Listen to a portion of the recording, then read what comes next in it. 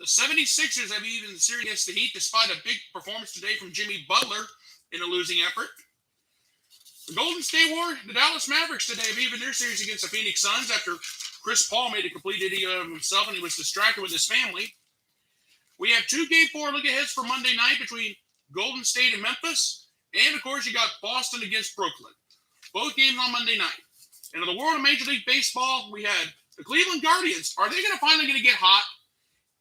Well, taking 3 out of 4 against the Toronto Blue Jays is really a big help. But what about the White Sox? They're back above 500.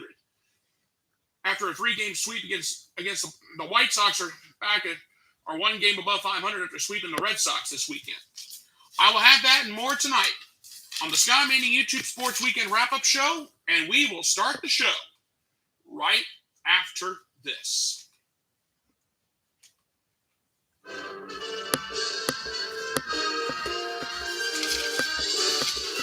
Spanning the globe to bring you the constant variety of sport, the thrill of victory, and the agony of defeat. The human drama of athletic competition. This is ABC's Wide World of Sport.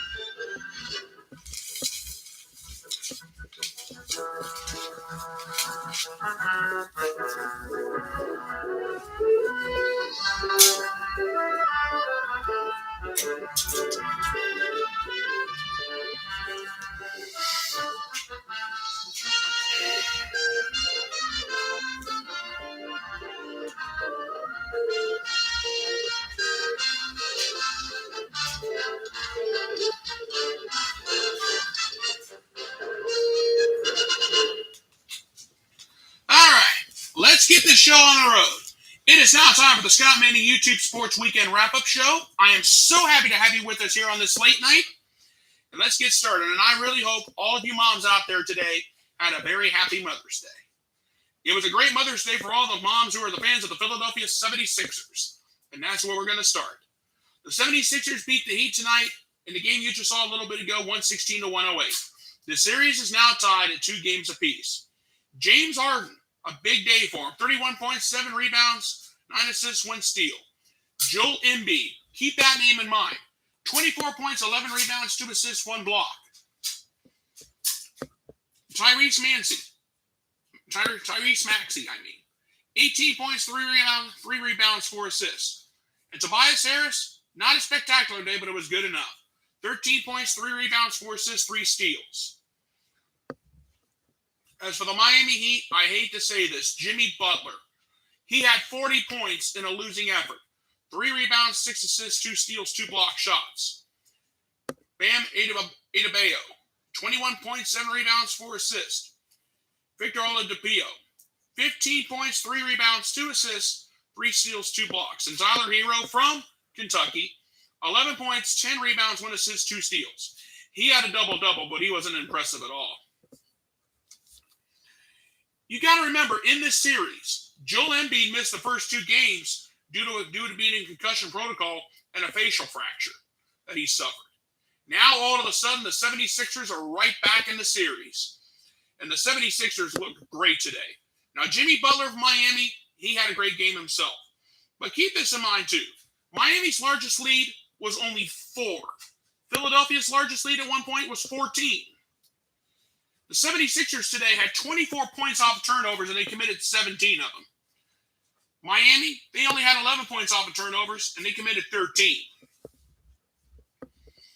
But it was James Harden's performance along with Joel Embiid that gave the 76ers a victory today. With Game 5 coming up on Tuesday night, we're going to see what happens. Can the 76ers jump ahead in the series, or will the Miami Heat come back and make it serious? They'll jump back out in front. Game 4 tonight in Philadelphia was very entertaining. The 76ers fans, especially all the ladies out there who are moms out in the Philadelphia area, had a wonderful time tonight. And what a Mother's Day gift tonight in Philadelphia.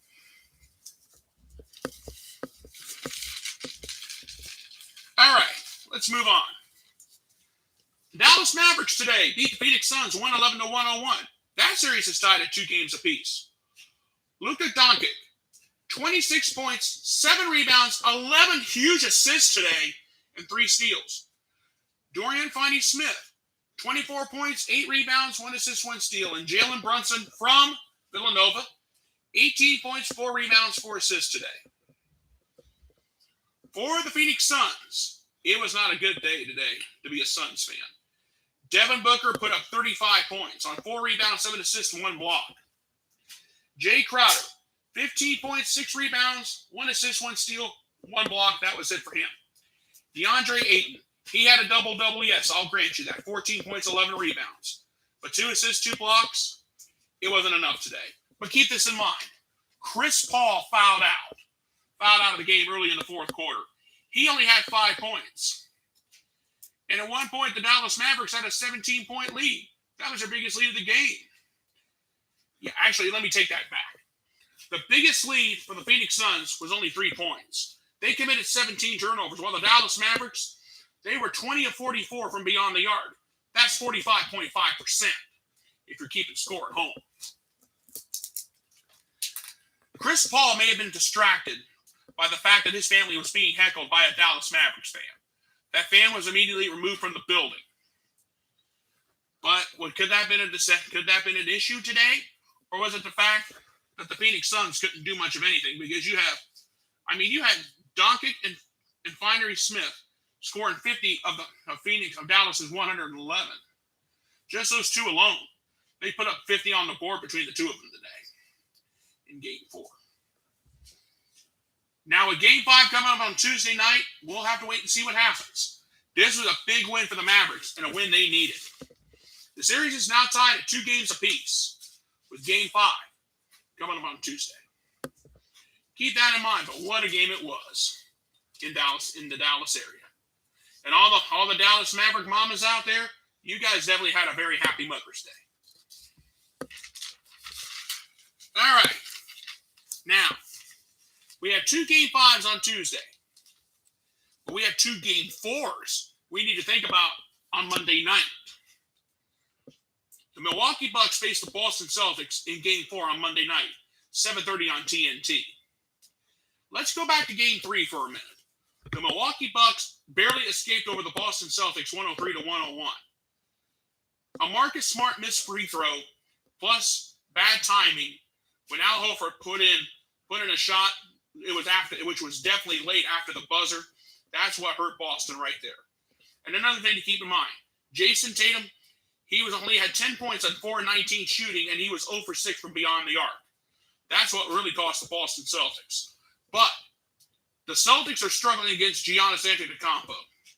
Case in point, Giannis, 42 points, 12 rebounds, 8 assists, 2 steals, 2 blocks in Game 3 on Saturday. Drew Holiday, 25 points, 7 rebounds, 3 assists, 3 steals, 1 block.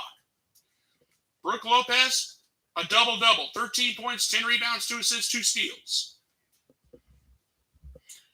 Giannis is becoming a headache to the Boston Celtics. That's all there is to it. But as for the Celtics themselves, Jaylen Brown, 27 points, 12 rebounds, a double-double. I hate that. In a losing cause, but he had 4 assists, 1 block. Al Horford, he was the one that tried to put in the shot at the end, which was too late, and the ball was in his hands when the red light came on. 22 points, 16 rebounds, 5 assists, 2 blocks. The Celtics nearly sent this game into overtime. Now, as we look ahead to Game 4, here's what needs to happen. Jason Tatum is going to have to come out firing shots. He's going to have to score about 20 to 25 to get the Celtics any chance. Jaylen Brown, Al Horford, you guys got to play better. And the Celtics have got to find a way to stop Giannis Antetokounmpo. You can't let him score for more than 40 points the rest of this series. If you lose Game 4, you're in a world of hurt. Nope. And I've never seen anything like this. Giannis is just too big. And of course, Antetokounmpo, he's got support from Drew Holiday. Think about what happened in Game 3. He had 25.7 rebounds. The Boston Celtics are going to have to come out firing early. And they got to get Giannis out of his comfort zone. That's all there is to it. And they've also got to find a way to stop Drew Holiday to have any chance if the Celtics want to even this series in 2 games apiece on Monday night. And that's all there is to it.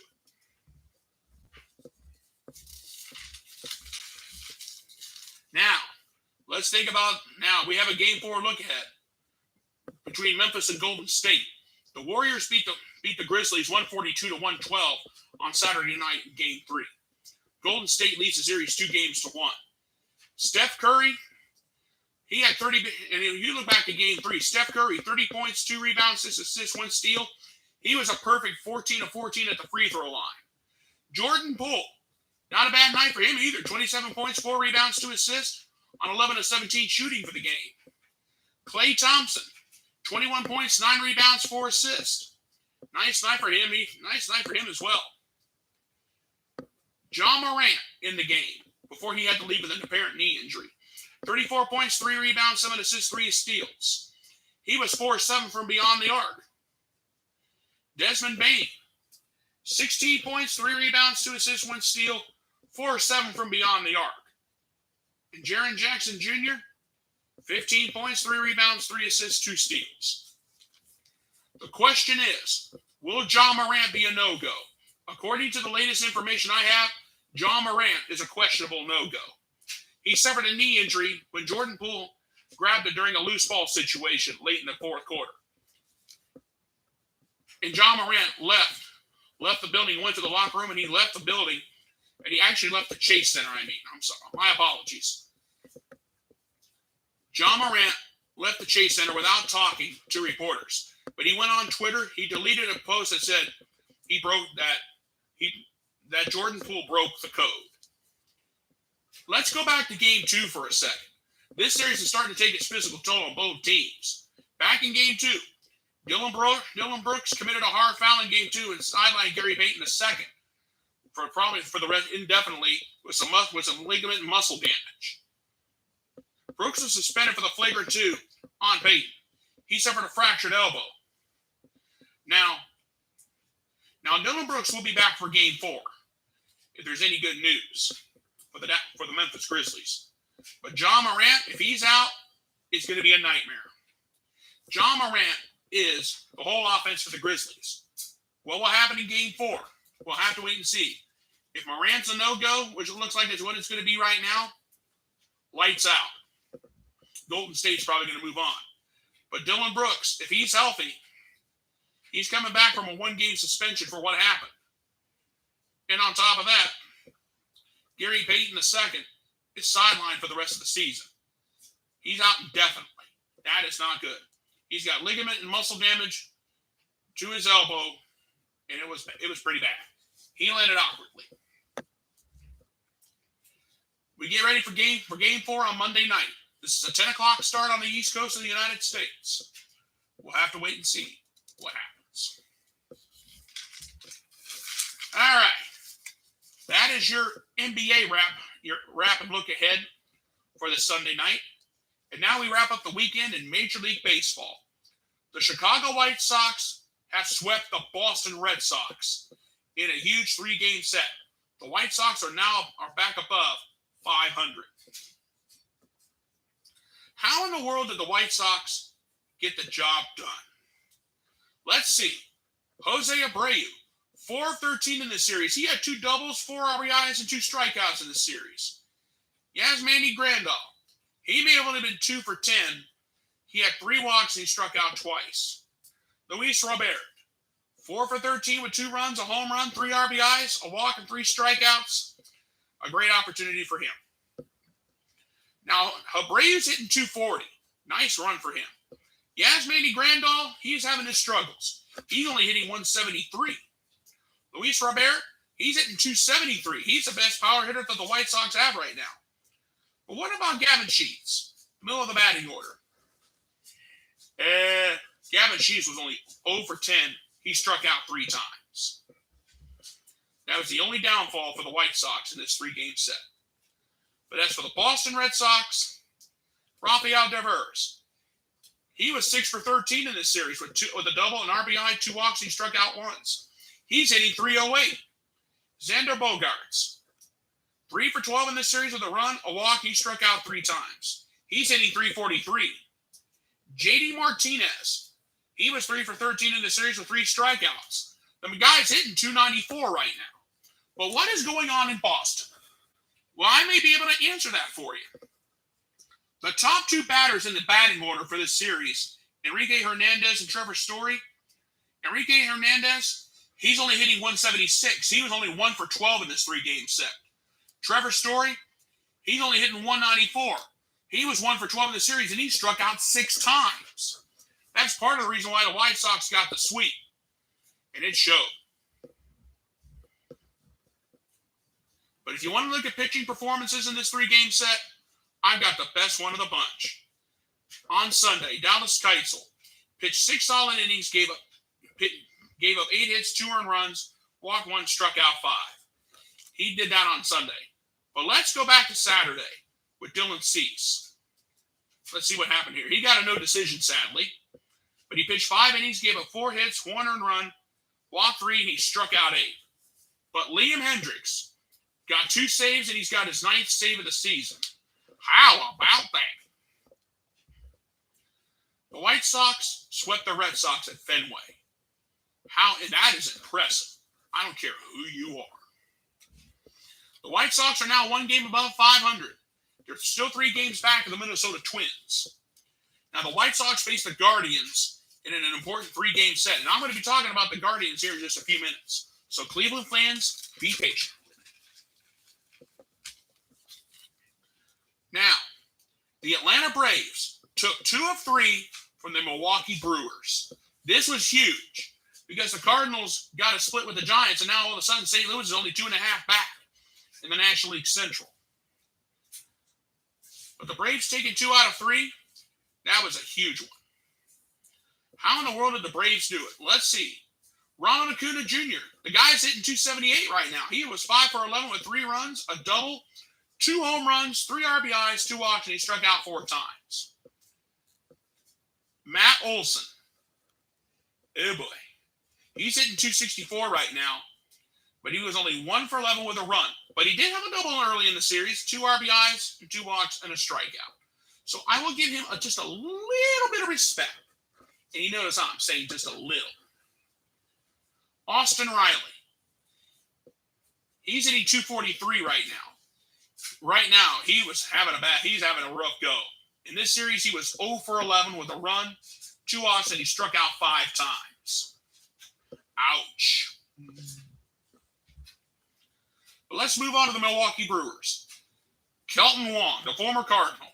For the series, he was 4 for 10 with a run, a double, a walk, and he had a strikeout in the series. He's hitting 239.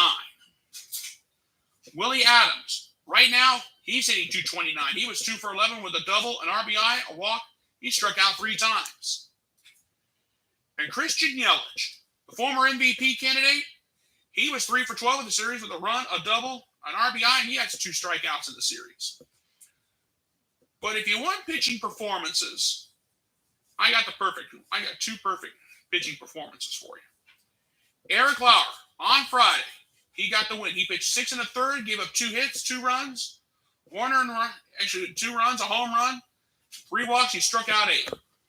Eric Lauer right now is 3-0 with a 1.82 ERA. Very, very impressive.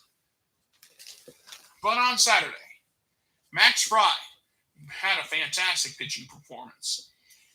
He pitched 7 innings, gave up a home run, walked 1, and he struck out 8. Right now, Fry's 4-2 on the season with a 2.68 ERA. How about that? The Braves took 2 out of 3 from the Brewers. Can the Braves catch the red-hot New York Mets? It's only May, I grant you. However, we got a long way to go. But the Milwaukee Brewers losing 2 out of 3 kind of put them in a little bit of a bind. They're 2.5 up on the St. Louis Cardinals right now in the National League Central. But we'll have to wait and see what happens going forward. Now, I said I'm going to talk about the Cleveland Guardians. That's exactly what I'm going to do. The Guardians took 3 out of 4 from the Toronto Blue Jays.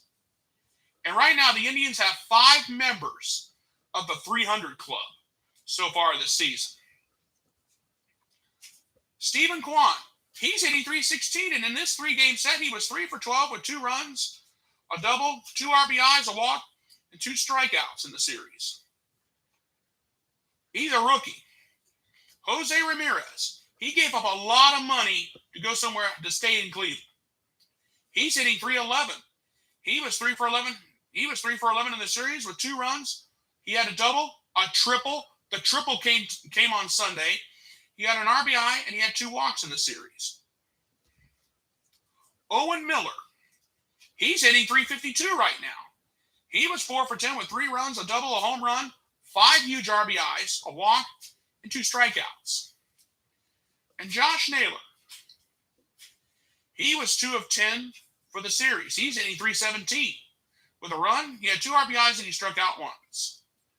Andres Gimenez, the guy is hitting .347 right now. He was 5 for 12 with a double, 2 RBIs, and a strikeout of his own. And that was a frustration. Now, with the Toronto Blue Jays, they have no 300 hitters right now. Everybody is 240 or is 235 or higher. George Springer, he's hitting .283 right now. He was 4 for 12 with 2 runs, 2 doubles, 4 RBIs, a walk. He struck out 4 times. Bo Bichette, he's hitting a low 238. He was 4 for 17 in the series with 3 runs, a double, 2 RBIs, and 4 strikeouts. Vladimir Guerrero Jr., he's hitting .286. He was 4 for 14 with 2 runs, a home run, 2 RBIs, 2 walks, and 2 strikeouts in the series. Teoscar Hernandez, he's hitting .269, but he was only 1 for 7 with 2 RBIs and 4 strikeouts in the series. He didn't play the whole series, to be fair to him. Lourdes Gurriel Jr., he's hitting .241. He was 0 for 13, 2 walks, 5 strikeouts in the series. That's all there was to it. Now, if you're looking for pitching performances, I may have one for you. On Thursday, Aaron Savell got the win for the Guardians. He pitched 5 2/3 innings, gave up 6 hits, 4 earned runs, a home run, 8 strikeouts. He did get the win, but Savell has a lot of work to do. He has a 1-2 record with a 9.45 ERA. Ouch.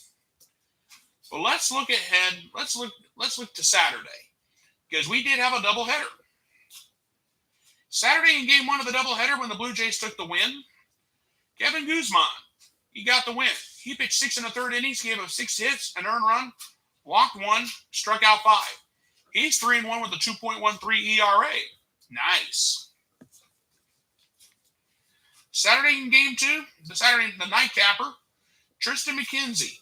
He's a rookie. He pitched 6 innings, gave up 4 hits, 2 earned runs, walked 2, struck out 6. He got the win. He's 2-2 on the season with a 2.76 ERA. Nice. The Guardians are now back to 500 in the American League Central. They're only 3.5 games back of the Minnesota Twins, who are leading to the division.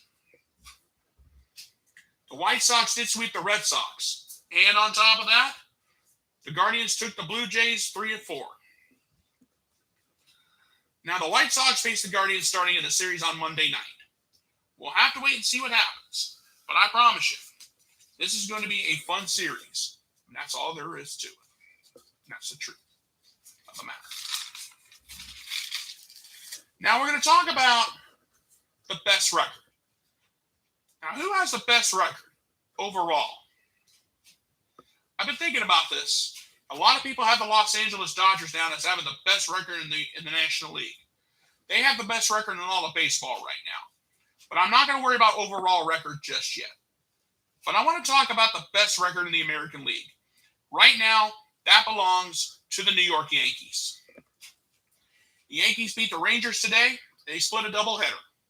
After 2 consecutive days of rainouts in the New York area, they finally got to play, and they split a doubleheader on this Sunday. The Los Angeles Angels at 19-11, they're a game and a half back for the best record in the American League. Shohei Ohtani, one of the best pitchers and one of the best hitters. He's a both ways player that the Angels love to have. The Minnesota Twins, they're 2 games back at 18-11. The Twins are catching fire at the right time with Jose Berrios and company. The Tampa Bay Rays, they find themselves 2 games back for having the best record in the American League at 18-11. They had a huge series. Now they jumped to number 2 in the AL East race right now. And the Houston Astros, after the early April struggles, they're at 18-11, only 2 games back. Has Dusty Baker finally figured out a formula of success for the Houston Astros? We'll have to wait and see. Now in the National League, the best record in the National League belongs to the Los Angeles Dodgers at 18-7. Walker Buehler, Clayton Kershaw, and the whole team of MVPs, including Freddie Freeman. Let's face it, the Dodgers are trying to do what George Steinbrenner used to do back in the 70s when he was the owner of the Yankees. The Dodgers organization is trying to buy a World Series ring. George Steinbrenner was very famous for that back in the 70s. But it is what it is. The Dodgers have the best record in the National League right now. The New York Mets, the first 20-win team of the season, at 20-10, they're only a half a game back. Then after that, it gets interesting. The Milwaukee Brewers, despite losing 2 of 3 from the Braves, they're only a game back for the best record in the National League. And the San Diego Padres, with Manny Machado and company, and of course Fernando Tatis Jr., we're going to have to wait and see what the Padres can do. They're not going to take this laying down. No way. Now, both the Brewers and the Padres are 19-10 on the season. Now, I know it's early May, but before you know it, it's going to be the All-Star break. So this is going to get interesting down the stretch. And we'll have to wait and see what happens there. All right. We'll move on to the world of NASCAR. Did any of you guys see that race today in Darlington? Joey Logano came home the winner after doing the bump and run off of William Byron. Byron finished 13th in the race, just to let you know, FYI. But Joey Logano was the winner. He led 107 laps. He led the most laps of the race. Tyler Reddick finished second. Justin Haley third. Kevin Harvick with a 4th place finish. A nice run for him today. Chase Elliott got himself a top 5 on this Mother's Day. Christopher Bell came home 6th. Michael McDowell, the 2021 Daytona 500 champion, came home 7th. Ricky Stenhouse Jr. was 8th. Austin Dillon 9th. And Daniel Suarez rounded out the top 10. In the Indy cars, I just want to let you know that the NTT IndyCar Series is going to be in action in Indianapolis this coming weekend. On Saturday, on a Sunday. But it's going to be in Indianapolis, but not the 500, but on the road course in the infield at the Indianapolis Motor Speedway. We're going to have to wait and see what happens there this coming weekend. As we wrap up this weekend, it was a great one at that. And I hope all the moms out there had a very happy Mother's Day. I'm not going to do my normal closing thoughts because most of my closing thoughts would have been about my mother. She was a wonderful woman. I loved her dearly. Mom, I miss you, and I think about you every single day. And that's all I'm going to say tonight. Because you guys know the history of my mother, and I'm not going to go any further. Okay, folks, I'm going to go ahead and get on out of here. I want to thank you guys so much for being with me here on this night. Please go ahead and subscribe to my YouTube channel. My name is Scott Manning. All you have to do is type my name, scroll down, look for this pretty face, click subscribe, and you will see all of the sports videos I have done so far, along with the rest of the sports shows as well. I want to thank you guys so much for being with me here on this night. You guys have a great night. Thank you so much for being with me, and God bless. Good night, everybody, and I thank you.